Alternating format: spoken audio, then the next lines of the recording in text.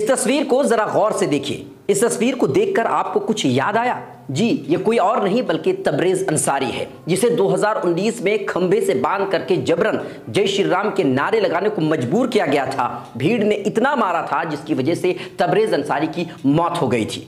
झारखंड के निवासी 24 साल के तबरेज अंसारी पर जून 2019 को भीड़ ने चोरी का आरोप लगाया और इसी बहाने तबरेज अंसारी को खंभे में बांध करके जय श्री राम के नारे लगाने के लिए मजबूर कर दिया और इतना पीटा कि उसकी हालत गंभीर हो गई। मौके पर पुलिस तो पहुंची पर तबरेज अंसारी को इलाज के लिए हॉस्पिटल ना ले जाकर के हवालात में बंद कर दिया।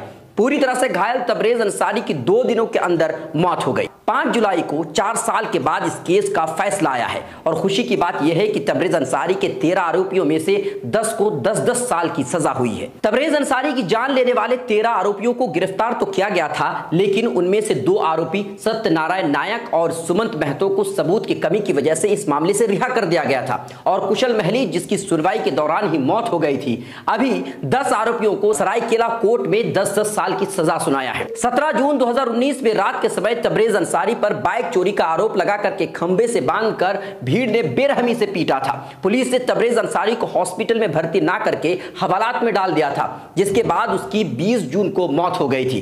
पहले पुलिस ने आरोपियों पर धारा 304 के तहत केस दर्ज किया था, लेकिन विरोध हुआ तो 302 धारा जोड़ करके आरोपियों को गिरफ्तार किया था। 4 साल के बाद कोर्ट ने 13 में से 10 लोगों को तो दोषी पाया और 10-10 साल की सजा सुनाया है।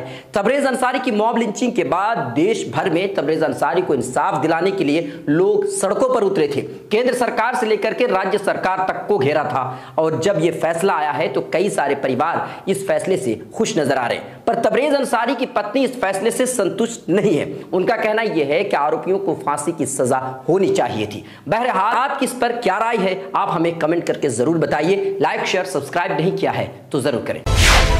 मिल्लत टाइम्स को आपकी जरूरत है, हमारी आप माली मदद करें।